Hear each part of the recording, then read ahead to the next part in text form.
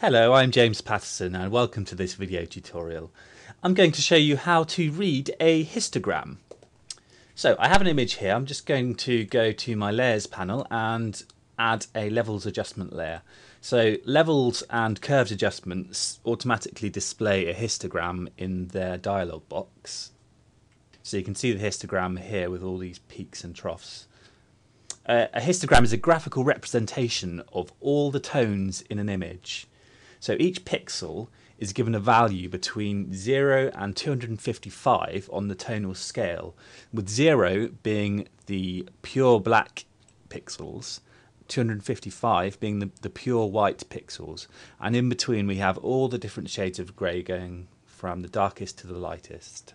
So as I say, each pixel is given a different tonal value. Let's take an example. We have a white fluffy cloud here. Say if we choose a pixel in the lighter part of the cloud, say that comes in about this far along the tonal scale here.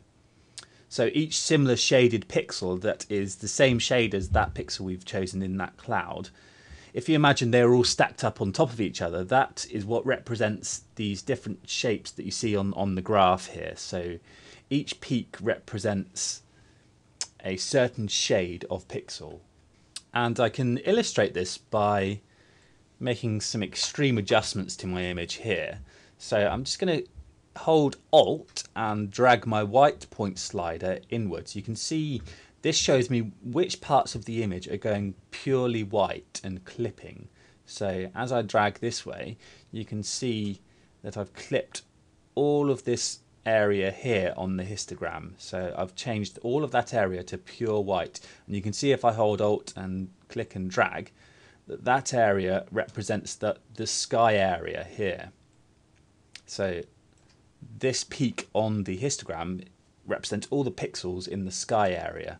Similarly, let's just drag that back. If I drag the black point slider inwards, you can see that this left-hand area of the histogram represents all of the pixels that form the land here. So all of the darker shaded pixels form this kind of shallower but wider area on the histogram here. So here I've made all of these pixels in this area here purely black. If I hold Alt and drag back outwards, you can see they'll gradually return to their original shade. So there we have it, a very brief introduction to the histogram, which is all very well learning about different tonal values, but what we need to really know is how to read a histogram to make the most of our images. And to do this, I'm going to quickly open up the layers panel again, and this time we'll delete my levels adjustment layer, and let's add a curves adjustment. And so you can see this also gives me my histogram behind my curve here. And so I can see I have a fairly flat image. I want to really boost the tones within it. So I'm going to do that by adding contrast.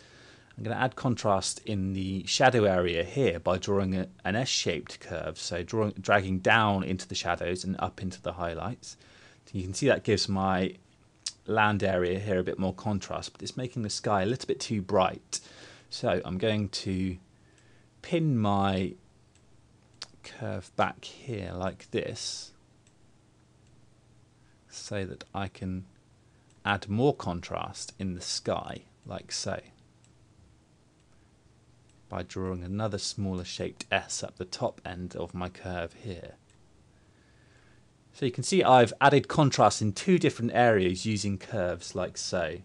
And there we have it, a much more punchy image. Thanks for watching.